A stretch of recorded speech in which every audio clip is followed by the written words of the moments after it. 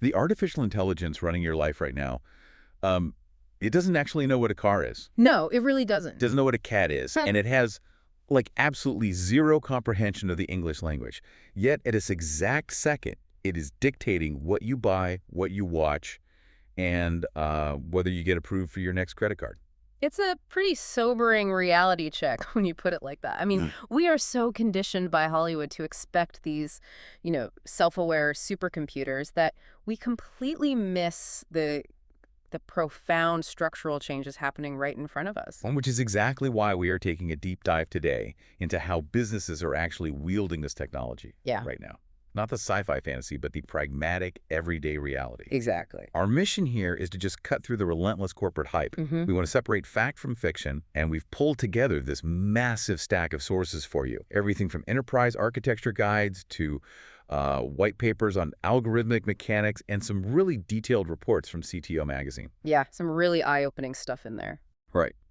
So we're going to look behind the corporate curtain to see why the companies successfully integrating AI are moving at light speed, while the rest are, well, essentially standing still. And to do that, I think we have to establish a baseline first.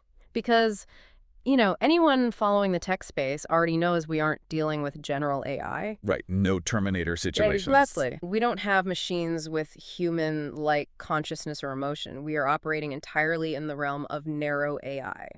These are systems trained to excel at hyper-specific tasks. Yeah. But even within that informed crowd, the actual mechanics of how businesses apply these systems, it often gets kind of blurred. Oh, absolutely. The acronym soup gets thick very quickly. You hear AI, machine learning, deep learning all thrown into the same sentence as if they are, perfectly interchangeable. Which they definitely aren't. No. They represent very distinct approaches to problem solving. Machine learning, or ML, is the engine driving most corporate tech right now. Instead of hard-coding a software program to handle every conceivable scenario, you basically give a computer the ability to learn from inputs and let it recognize the patterns itself. Precisely. And the way a business trains that algorithm drastically changes its utility. You typically see 3 distinct flavors of ML in the enterprise space: supervised learning, unsupervised learning, and reinforcement learning. Okay, let's unpack this because the differences dictate exactly what a company can achieve here. Supervised learning is it's essentially teaching a kid with flashcards where you already hold the answer key. Right, you know the outcome you want. Exactly. You feed the algorithm millions of labeled transactions, fraudulent versus legitimate, and it learns the characteristics of fraud. But unsupervised learning is where I think it gets genuinely wild. Oh, it really does. That is like dropping that same kid into a vast, completely disorganized library and asking them to organize the books purely by vibe. I love that analogy. That's perfect because you aren't giving the algorithm any labeled data at all. You are just handing it like a petabyte of messy, raw customer data and telling it to find the hidden structures. Just go figure it out. Right. And this is incredibly powerful for businesses because an unsupervised model will find correlations that a human analyst would never even think to look for. Wow. Like what? Well, it might discover that customers who buy a specific brand of premium coffee on Tuesdays are, statistically, highly likely to purchase high-end running shoes 3 months later. That makes zero sense. Exactly. There is no logical human reason to connect those dots, but the mathematical correlation is just undeniable. Which allows the marketing department to act on a reality they didn't even know existed. Exactly. And then you have that third type, reinforcement learning, which is basically pure trial and error. You drop an AI agent into an environment, give it a goal, and it learns by accumulating rewards or penalties. It adjusts its entire strategy based on that feedback loop. Yeah. And sitting a layer deeper than all of that is deep learning. This is where we move away from standard statistical models and into multi-layer artificial neural networks. Right. These are designed to mimic the neural pathways of the human brain, allowing machines to process incredibly complex, unstructured data like live video feeds or raw audio. A perfect example from our sources here is Tesla. They rely heavily on deep learning and computer vision for their autonomous driving features. But it's vital to understand how it's actually working. Yeah, people get this wrong all the time. Right. The car doesn't have a conceptual understanding of a pedestrian. It's not like, oh, there's a person. When the camera captures an image, the first layer of the neural network might just detect basic edges and contrasts. Just lines, basically. Exactly. Then the next layer recognizes shapes. And the final layers assemble those shapes and assign a statistical probability that this specific cluster of pixels behaves like a human walking across a street. What's fascinating here is that it's entirely mathematical. The CTO magazine piece really hammers this home. There's absolutely no humanity, no intuition, or true understanding in these platforms. Not at all. They are just executing instructions based on statistical probabilities at a scale that, honestly, it looks like magic to the human eye. It really does. So if we accept that narrow AI is essentially the world's greatest pattern matching calculator, the obvious question for a CEO is, well, where do I point it first? And the answer is almost always the consumer. Because predicting consumer behavior is the most lucrative pattern a business can possibly spot. Unquestionably. We see this everywhere in personalization and customer insights. Take recommendation engines. When you open the Amazon app, that homepage is custom generated just for you. Yeah. Amazon utilizes a machine learning service literally packaged and sold through AWS as Amazon Personalizes that analyzes your browsing history, your dwell time on specific images, and your purchase history to predict your next most likely acquisition. The entire streaming economy runs on this exact premise. Netflix doesn't just look at what you watch. Their algorithms analyze when you pause, what you skip, and what artwork you actually click on. Which is wild. They test different thumbnails for the same movie. They do. And Spotify uses machine learning to dynamically generate playlists that anticipate your shifting musical tastes. And they do this for a very pragmatic business reason. Subscriber retention. Exactly. If the ML algorithm consistently surfaces content that keeps you engaged, your churn rate drops and their valuation goes up. It's behavioral engineering driven by math. But personalization isn't just about silently curating a feed. Businesses are aggressively deploying deep learning for natural language processing, or NLP, to actually converse with you. Think about Apple Siri. Oh, yeah. We use it every day, but the underlying mechanics are staggering when you really map them out. They really are. When you speak a command into your phone, your device isn't actually doing the heavy lifting. The audio waveform is captured and instantly transmitted to Apple's server farms. Because the sheer computing power required to run that NLP algorithm would, melt your phone's battery in minutes. Exactly. And once that audio hits the server, the algorithm doesn't just transcribe it into text. It has to perform intent classification. Right. So if I say, give me a heads up about the marketing sync tomorrow, the AI has to parse that sentence, realize that heads up isn't a literal reference to a human head. Right, which is a very weird phrase if you think about it literally. Very weird. But it has to realize it's a colloquialism for set an alarm. It formulates a response, beams it back to your phone, and converts the text back into Siri's voice, and usually does all this in under a second. And deep learning is what finally pushed the error rate for systems like Siri below that 10% threshold. But getting there required Apple to train those neural networks on staggering data sets containing, every imaginable accent, speech impediment, and cadence. Yeah, a massive undertaking. But here's where it gets really interesting to me. Despite all that server power and those terabytes of training data, Siri still constantly drops the ball. Oh, all the time. Because Siri can parse my words, but it fundamentally cannot understand me. Like if I use a heavily sarcastic tone to say, oh, brilliant, another meeting, Siri might genuinely try to schedule a meeting called Oh, brilliant. Yeah, it completely misses the nuance. One of our sources from Skywall Software points to a really brilliant pop culture parallel here. They referenced the movie 2001, A Space Odyssey. Oh, right. With Hal. Yeah, where the supercomputer Hal is asked for the meaning of life, and it replies, 24. Such a great moment. It's a joke about the limitations of computation. And today's NLP technology is trapped in that exact same box. It cannot grasp sarcasm, irony, or wit. It requires astronomical amounts of historical data just to make an educated guess at your literal intent. So we've established that AI is exceptional at spotting patterns in what we want. But logically, if it can do that, it should be equally exceptional at spotting patterns in what we shouldn't be doing. And that brings us to the back office, the unseen, heavy lifting side of corporate AI. This is arguably where companies are seeing the most profound return on investment. It isn't as flashy as a voice assistant, but it fundamentally re-architects how a business operates. Let's talk financial services. We've got companies like PinDrop using machine learning specifically for fraud prevention. Right. They aren't just looking at passwords. Their algorithms analyze the raw audio of a phone call, looking at microscopic acoustic anomalies and subtle behavior patterns to determine if the caller is a legitimate customer or a deep-faked scammer. And they do this long before the human customer service rep even realizes something feels off. It's incredible. And you see a similar proactive shift in accounts receivable. Historically, the credit department at a major enterprise only knew a client was in financial trouble after they missed a major payment. When it's too late. Exactly. The Yeah. entire model was reactive. You wait for the disaster, then you send in the collections team. But the credit and financial management review source we have outlines how AI flips that entirely. Machine learning models now monitor vast pools of invoice data to identify early indicators of financial stress. Yeah, the subtle tremors. Right. The AI spots that a client who historically paid in 15 days is suddenly taking 22 days, and that's combined with a slight reduction in their average order volume. The AI flags the account as a high default risk months before a payment is actually missed. It transforms the credit department into a strategic risk-mitigating force. And we are seeing that exact same predictive philosophy revolutionize manufacturing.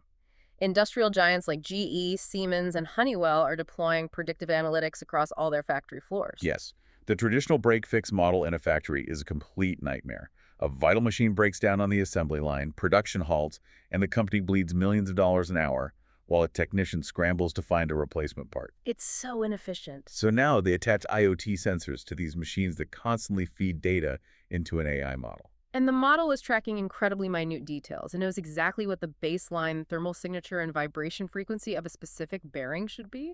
Right, so if that bearing starts vibrating just, say, 2% faster than its historical average over a 72-hour period, the AI recognizes the pattern of an impending failure. It predicts the machine will break in exactly 4 days. So the company orders the part, schedules maintenance during an off shift, and completely eliminates the unexpected downtime. It's a game changer. But this reliance on data brings up a critical juncture, because there is a very dangerous assumption circulating in corporate boardrooms right now. Wait, let me guess. The idea that more data automatically equals better AI. That's the one. Because looking through the CTO magazine piece, this seems to be the biggest trap companies fall into. I've heard executives assume that if they just take decades of messy, siloed legacy data, dump it all into a massive data lake, and point an algorithm at it, the AI will magically sort it out. Yeah, it doesn't work like that. Aren't legacy companies at a massive disadvantage here compared to, like, a nimble startup that built its data infrastructure from scratch? They absolutely are, and it's because that assumption is entirely backward. This raises an important question about the nature of training models. Data quality infinitely trumps data quantity. Right. An algorithm has no common sense. It simply processes what it is fed. If a legacy company feeds its model a petabyte of data riddled with duplicate entries, missing fields, and outdated formats, the AI will confidently output completely useless predictions. The classic garbage in, garbage out scenario. Exactly. And it's actually worse than useless because the AI presents its flawed findings with mathematical certainty, giving executives false confidence in a terrible strategy. Oh, wow. Yeah.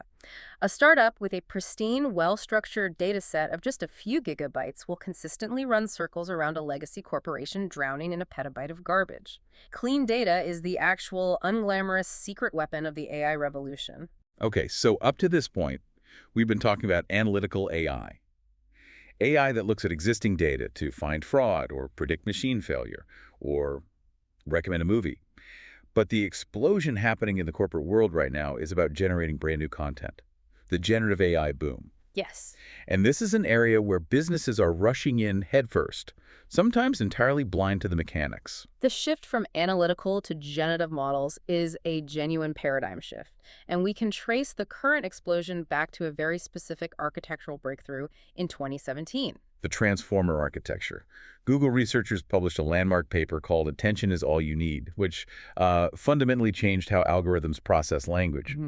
Before 2017, older models read text sequentially, left to right.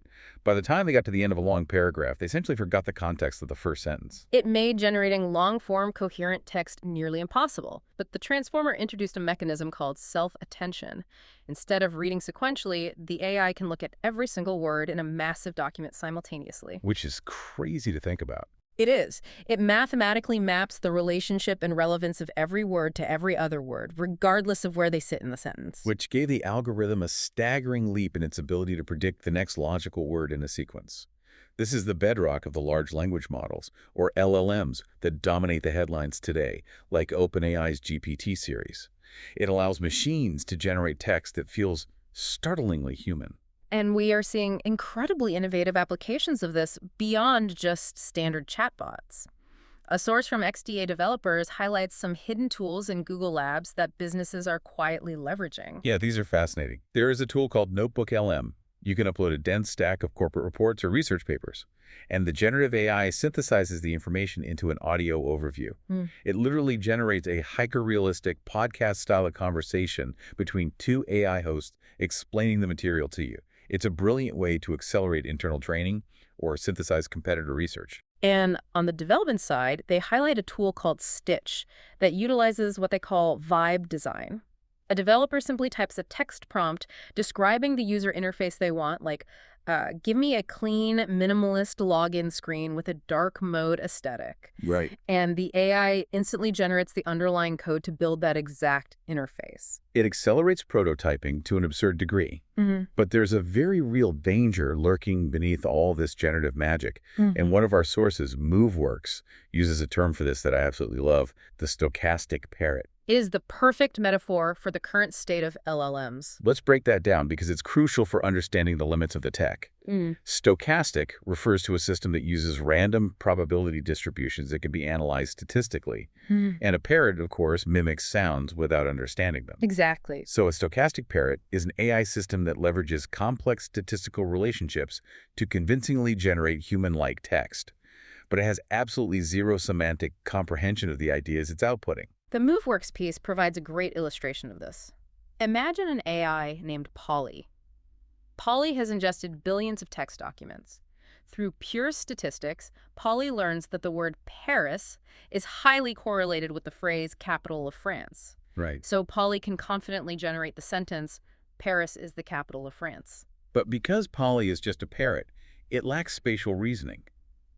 If you ask Polly, is France the country where Paris is the capital? A poorly tuned model might completely fail to answer correctly. Right, because it doesn't actually know what a country or a capital is. Exactly. It knows the statistical order of the words, but it doesn't understand the geographical reality that a capital city exists geographically inside a country. It is just a highly sophisticated, probabilistic word salad. Which brings us back to the business application. Right. So what does this mean for the overzealous executive trying to save a few $1,000,000 by firing their entire customer service team and replacing them with a generative chatbot? If we connect this to the bigger picture, it means that deploying a stochastic parrot into a customer-facing role without heavy guardrails is an invitation for a PR disaster. Oh, yeah. Because the AI doesn't understand meaning or consequence, it is highly prone to what the industry calls hallucinations. This is when the AI confidently states entirely fabricated information as absolute fact. We've already seen this happen. There are airlines that deployed chatbots that invented entirely fake refund policies and promised them to furious customers, simply because the algorithm determined those words statistically sounded empathetic and correct together. And that liability is driving a major shift in enterprise AI strategy right now. Businesses are realizing they can no longer rely on black box deep learning models. Wait, black box meaning what exactly? Meaning systems where the neural network is so complex that even the engineers who built it cannot explain exactly how it arrived at a specific output. Oh, wow. That's a problem. It is a massive problem, especially when regulators get involved. If you look at the GDPR in Europe or the CCPA in California, compliance demands transparency. If an AI algorithm denies a customer a mortgage, the bank legally has to be able to explain the exact factors that led to that denial. You can't just say, well, the computer said no. Exactly. You cannot go to a regulatory body and say, the black box said no, and we aren't sure why. That is illegal. So the industry is rapidly pivoting toward explainable AI, or XAI. These are models designed specifically so their decision-making processes can be audited and understood by human operators. Transparency has to supersede the flashy text generation. Absolutely. Okay, we have covered a staggering amount of ground today. If we pull all these sources together, the dominant takeaway is clear. The companies successfully integrating AI are moving incredibly fast, but they're doing so with a very specific mindset. They're treating AI as a tool for augmentation, not a wholesale replacement for human intelligence. Which directly addresses the biggest misconceptions highlighted in our CTO magazine source. Myth number 6 claims AI is about to create universal job loss, and myth number 8 claims AI is a silver bullet that can solve any organizational problem. Right. Both are categorically false. The smartest businesses are using AI to automate the mundane, the endless pattern matching, the invoice monitoring, the basic code generation. Right, they're utilizing it as a superpowered calculator, which frees up their human workforce to do the one thing the algorithm can't do. High-level, empathetic, strategic thinking, it's a tool, not a new species of employee. Exactly. The human element remains the premium asset. But before we wrap up this deep dive, there's one final provocative thought from our research that I really want to leave you with. We spent a lot of time talking about how today's generative AI models are essentially stochastic parrots. They ingest human-created data from the internet and mimic it back to us. But the internet is changing. What happens tomorrow? What happens when the next generation of AI models starts scraping the web for training data? But the web is now overwhelmingly filled with the synthetic, AI-generated data created by previous AI models. It creates a closed, synthetic feedback loop. Exactly. Will the parrots just end up mimicking other parrots? And if these algorithms are just regurgitating probabilistic word salads based on the output of older word salads, what does that mean for the future of human knowledge, discovery, and truth? That's a very unsettling thought. It makes you wonder. Those glowing blue brains taking over the world in our sci-fi movies might not be our biggest threat. The real danger might just be a mirror, slowly distorting our own data back at us until we don't recognize our own reality anymore. Something to think about the next time you ask an algorithm for an answer.